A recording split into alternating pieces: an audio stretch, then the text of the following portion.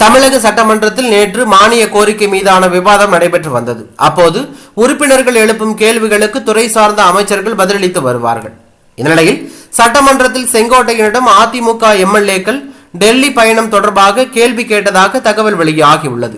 ஏன் டெல்லி சென்றீர்கள் என கடம்பூர் ராஜி, அதிமுக முன்னாள் அமைச்சர் KP அன்பழகன், சட்டமன்ற உறுப்பினர்கள் கோவிந்தசாமி, அம்மான் அர்ஜுனன் ஆகியோர் கேட்டதாகவும் அதற்கு செங்கோட்டையன் பதில் எதுவும் தெரிவிக்காமல் சென்றதாக தகவல் வெளியாகி இருக்கிறது.